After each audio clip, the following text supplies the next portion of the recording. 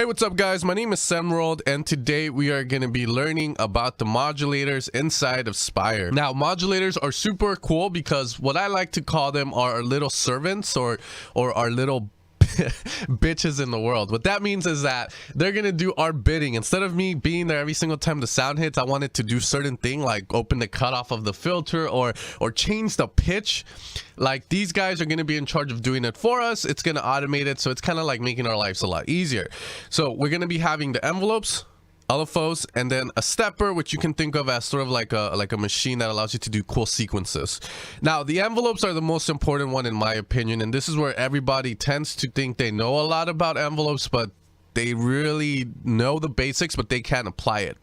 So envelopes are, usually are going to have the attack, which decides how fast it takes for something to change or something to come in, aka here the volume. High attacks give us this long, low, instantly. Now, sometimes you might hear this little click now and then that a lot of people tend to say, why is there this click in my sound? And sometimes that's going to have to do with the fact that the envelope works so fast. You're going to get a click. It's called the analog click. You see it a lot in these guys over here, but I guess digital synths are trying to replicate it as well. Now, decay is going to decide how long it takes for us to go to the sustain level after our attack has been reached. Now, keep in mind, the attack will always go to the max value. What that means is, in our instance here of volume, it's always going to go to the max volume that we are allowing it to go to. You're controlling this via the oscillator here. So if you put it up here, the attack will always go to that max value no matter what. Keep that in mind, unless you have the option of lowering it down and whatnot. From there, decay kicks in. Now, if sustain is put up all the way, the decay doesn't fucking matter. However, the moment we lower sustain down, that's when decay matters, and decay is going to decide how long it takes for us to go from the attack to the sustain. So if we give this a low decay, you can hear it going down to 0 because our sustain is set to 0. Lower decay, you start to get more of a punchier, more of that plucky sound that everyone wants. As you can see there. Now, if our sustain is up all the way, there's no decay. It happens so fast. However, sustain is going to be the volume when you have the note held down. As you can see, what volume we're going to be at as the note is held down. So sometimes, analog synths, digital synths have this kind of vendetta against them that they have no dynamics. They're lifeless. So if you're like making something very smooth, very chill, and you want to give some dynamics to the sound, then you would use a high decay and sort of like a low sustain that's not at 100. That way we can get stuff like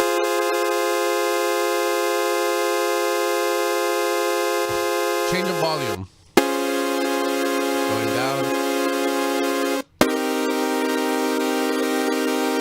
So we give it a little bit of life there. The volume tends to change, so it's not always loud. It's like changing constantly. So that's going to be decay and sustain. Remember, sustain all the way up, decay doesn't do jack shit. Sustain down less than 100, then decay is doing something. Now, the next ones we have are the SLT and the SLL. The SLT stands for slope time and the SLL stands for slope level. So think of it as another sustain. Now, I'm not going to lie, I rarely touch those. Like, I never mess with them because it's like I'm so used to that 4 decay system, or sorry, 4 envelope system, attack, decay, sustain, and release, that I don't find much need for it. But as you can see here, we have the attack, decay, sustain, and then the slope time is going to come in, and then we're going to have that release. So usually I leave these down all the way, so they don't really change much of it, but you can apply and experiment with them by all means. But I'm not going to get into them in this tutorial because I find that I really don't have a lot of use for them. Now, the last one that's really important is the release, and release is just going to be after our sustain is let go. How long does it take for us to go back to a value of 0? No change. So here, click one note, note sticks around for a while.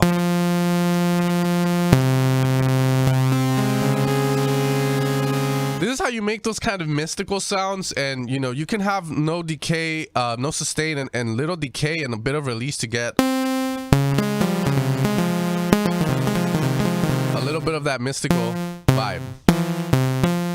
So that's going to be the envelopes, guys. And at the end of the video, like always, we're going to make a couple of sounds using the envelope, and you guys are going to see it in action. But that's generally the envelope. Now, guys, the next thing we need to learn about are LFOs, which stands for low frequency oscillators. In the analog world, these were like kind of low frequencies, aka electricity passing at a very slow rate, and we would use that to alter certain knobs like the cutoff and whatnot because it was such a slow speed. But even then, at a slow speed, it still moved hella fast. If you think think about it. So that should kind of sense how fast electricity moves through these guys. But we use them to move knobs, you know, pretty much they're our servants. Now, the way LFOs work is as long as I have a node held down, that LFO is going to work. And if there's release time, then that LFO is still going to be working until there is no volume at all in the synthesizer in Spire. So the way they work, guys, is we're going to have different waveforms, the traditional sine, and then we're going to have a rate. At the speed, it's going to be changing something. So why don't we apply that to the pitch of oscillator 1, and we move it to positive. Now, the sync, you want to always have it on unless you want to do something like this, where it's kind of like, you know, it doesn't skip huge gaps in speed. But however, if you're just going to have one simple kind of modulation with the LFO, then, you know, have it synced up so that way you know what time you're in. Now, remember, as long as I have the node held down, that change is going to happen. So keep that in mind. Now, other features we have is the symmetry, which is just going to move the wavetable up and move it down. You can see it alters the amount that we're doing and the starting point of where we're starting, because at the center of the coordinate point system, you guys know our x-axis, you've taken fucking math, our y-axis, sorry, is at 0 there, no matter what. But our x is set all the way back. When we move up, that's when change starts to happen. So the phase here is going to decide the starting point of that. So we can start at the bottom or at the top or in the beginning. And then the form here, we can pick a different, you know, wavetable like a vocal. And then from left to right, we can do more of a squarish and then more of a triangle-ish. So you can see that with the sign. Squarish, triangle-ish. Now, the way it looks, that's the way the change is going to happen. As a sine wave, it's very gradual, like, so there's no sudden change. However, a square wave, it's like a telephone, because it's just instant change happening. So keep that in mind. The way that the wavetables look, that's the way they're going to act. Now, the ampere is just another kind of, think of it as a dry and wet. The higher up you have it, the more fierce that LFO is going to be on whatever thing you set it at here. So with that being said, guys, that is going to be LFOs. Very simple. These knobs work the same as in envelopes in adding value. All right, guys, and now we're going to be looking at the stepper. Now, the stepper looks intimidating for some people to use, but don't be intimidated. Everything, you know, it's easy to use once you get the hang of it. So the way the stepper works is, in order for it to be activated, you have to go into the matrix, which is where it's going to show you all the modulations you can do. And SRC is going to be, think of as a source, and we want the source to be the stepper 1. From there, the trigger would be what we want to change. So let's apply it to the pitch. And do you want to go positive or negative? So I'll go positive. I'm always positive about life. So once we have that, now this is going to work. And you can see that it's going to start to change, and you can see where it's at in the stepper. Retrigger will make it so that it always starts from the beginning. It retriggers every time there's a new MIDI note. It's going to work more when there's legato kind of notes happening, but that's what retrigger is going to do. Loop will have it so that it keeps looping over and over again. You know, if we reach the end on this, it's not going to loop anymore. So with the loop, it lets you do that. Now here we have the starting point of the loop, or the stepper. So you can start at box number 1, and then you can end at box number 16 or box number 8, box number 4. So, you know, if you don't want to do a huge sequence, you can have it set up to box number 4. And then that's it. It stops if you have the loop off. Very simple there. And then we're going to have 3 different types of mode. Free flowing, which, you know, the speed isn't really in sync. Sync, it's going to be in sync with the time, as you can see. And then spots, well, you're going to have everything be in sync. That's pretty much the way that they explain it. The most popular one is obviously going to be sync, but I would go with spots as well. And let's go with a 1/4 time. Now, clicking in each box, you're going to be able to edit them in a couple of ways. You're going to be able to click on the coordinate point system here and then click that down and click up here. Now, if you want to add anything else to it, you can move it up and down as well. Then you can add certain parabolas here. As you can see, you can click H, so we go into rectangular mode. So that allows us to pretty much go and add rectangles, like kind of square or modulator type of sequences if you want. You can see that, as you can see there. Take that off and you're back to the parabola. R stands for reverse, so you're just going to reverse it. And then copy and paste, so you can copy that and then paste it over here. And let's say you want to do like that reverse, then you can go here, click R. And then you can have a longer type of like wow, kind of wobble there, as you can see. With that being said, guys, then we have here the mono. You know, it's really not going to do much. And then the speed, that's usually the more important things about this that you really need to understand. From there, you can just go in. Remember, we have this set to end at 4 and loop. So here we can add maybe 1 and then add multipliers of that. So then we get, as you can see there, very cool stuff. And then we can go to the next one, and again. So we can do cool stuff there, as you can see. With that being said, that's pretty much our modulators, guys. Those are going to be like the people that do things for us. That way we don't need to go and automate things. So why don't we get into making some sounds with these guys? So the first sound that I want to make is going to be the pluck and the bass using envelopes. So why don't we do that? We'll just use a standard saw because the most important thing is using a filter. Low pass is usually the one people use. Now remember here, let's take this guy off because it's set automatically for us, so nothing comes out. Let's go to envelope 2 here and do it there. So we'll add a cutoff, filter, cutoff 1. We want to open it up. Decide up to where? Maybe there. Lower the sustain and decay. And now we have a pluck. So now we can... You can open it up even more. I'm a little bit sick, by the way. And open it up all the way. Now, if you want it more open, you're going to have to move this guy a bit more up. Now, the other thing we need to keep in mind, guys, is that if I give this release here, let's go here and have this. Nothing's going to happen unless this release is set as well. So why don't we add a little bit more there and add a bit more.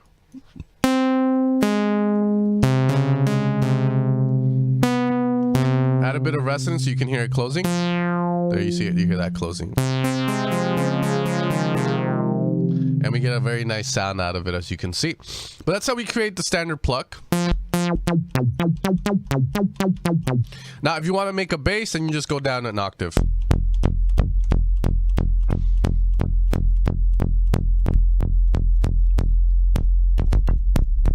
We have a big release, so let's lower that. We can change the wavetable.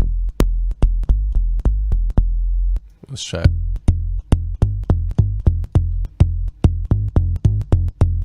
You know, very easy to make sounds in Spire, as you can see, and in every synth, in all honesty. But as you can see there, that's how envelopes are going to work to make certain things. We made a pluck and a bass using the same programming, which is just that decay. Now, let's say we want to make a pad. Well, let's go 8 voices here. Wide. Give it a bit of attack and a bit of release there, and then go to envelope 1, which is the amp envelope, and do that as well.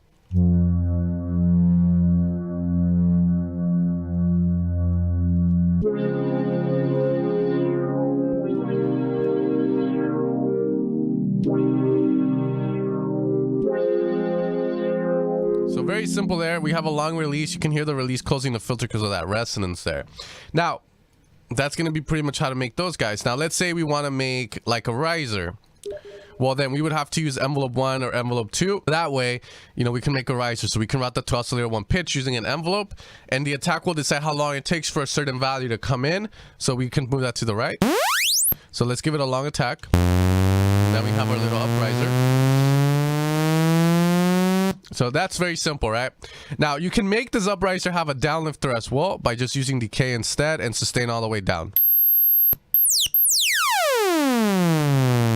And decay is going to control how long it takes for us to go down to the sustain, which is at 0. Now, keep in mind, the attack is still working. Remember, we're always going to go to the max value with the attack. So if I give this a bit of attack, you're going to hear that change. And then decay. And then going down to the sustain, which is set to whatever note we're playing. But that's how it works, you know, to make an uplifter. And I suggest that you guys go in and do certain things like I want to make my uplifter do and then try and do it without doing automations. Just envelopes, LFOs, or the stepper. That's how you're going to get better at these things. But traditionally, if you're just making sounds for your music, and a lot of times sounds are basic for music, then you know, using envelopes to shape using that will be enough. And as you know, we learned how to make a pad, we learned how to make a pluck. I don't think I need to teach you guys how to make a lead with the filter. I mean, literally, you just open the filter up and with a large sustain, and that's it. You give it a bit of release.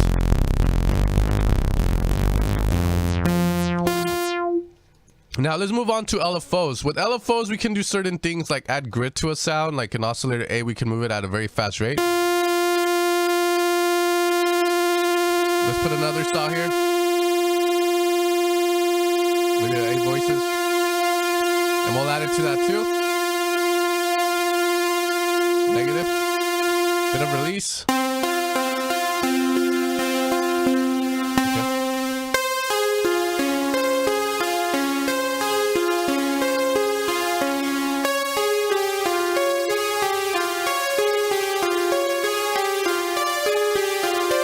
You can see we can make cool stuff, and then we can add a filter if you want to give it that nice kind of analog warmth.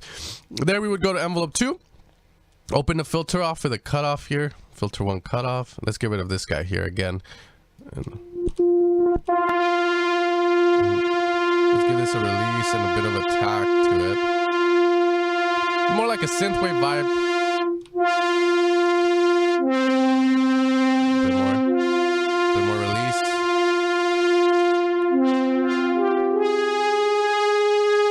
Make one of them wide.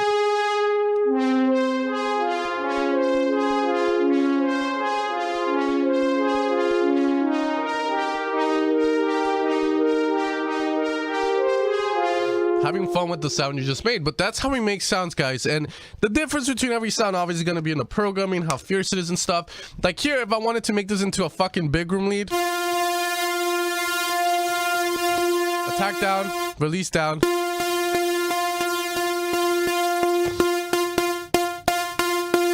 And, you know, maybe a little bit more pitch. You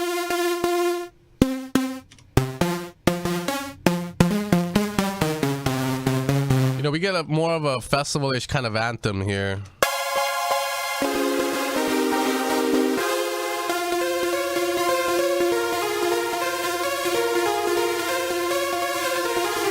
You know, we can do cool stuff like that. Now, moving on. The other cool thing we can do is start to make kind of like bass house stuff. So that would be like, you know, using an envelope, we can kind of make the filter open up here. Let's get rid of it here. Give it a bit of attack. You know, we can go here, filter cutoff, give it a bit of attack, open it. Sustain all the way down, decay.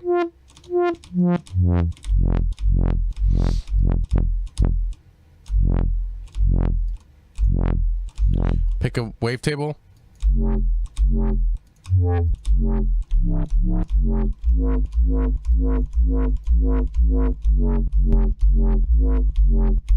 Maybe open it up a more.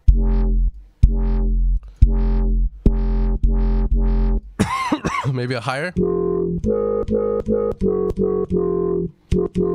into FM and FM more.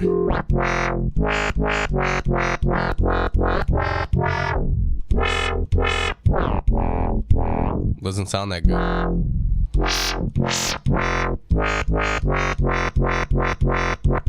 Make it wide.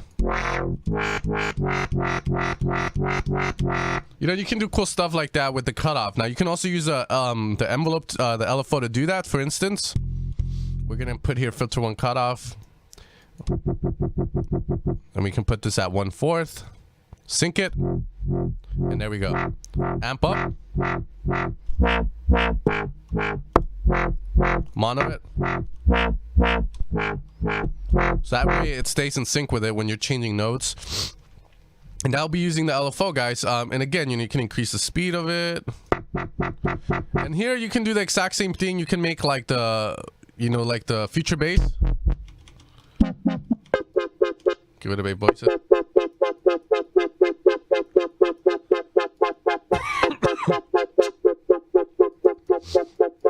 Faster.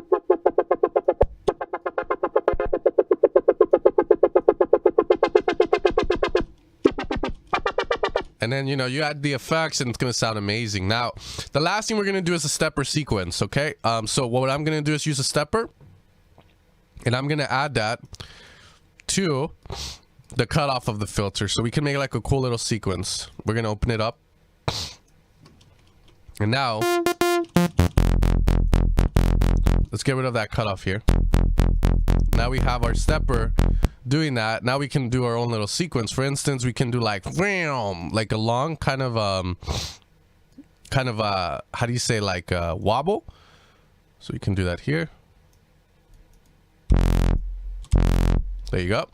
And then here we can do like 2 or 3 little ones, or 2 more.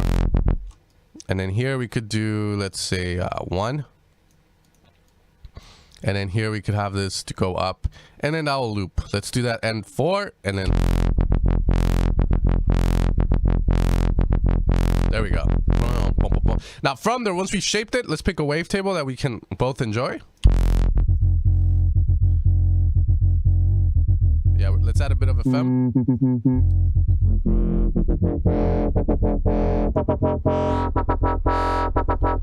Let's see. Another sound.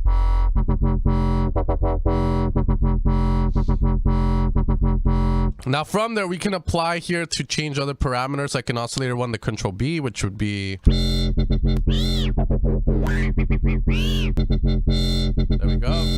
And maybe, you know, we can have like the LFO or the envelope kind of go open the filter up all the way, but then close it. So it'll be like, goes back down.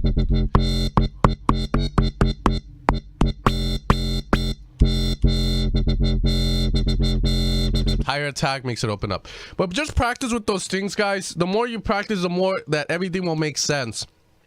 And again, you know, hopefully you guys have been enjoying this series on making sounds, and again, learning about Spire and how to master it.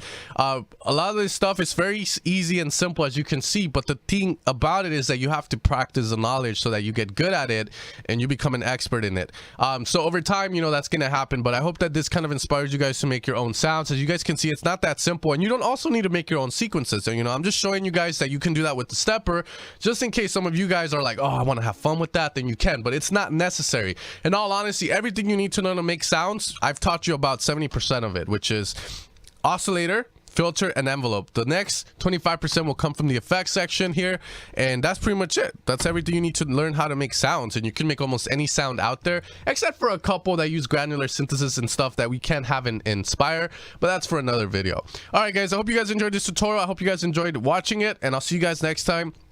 Stay tuned for the next episode in the coming days.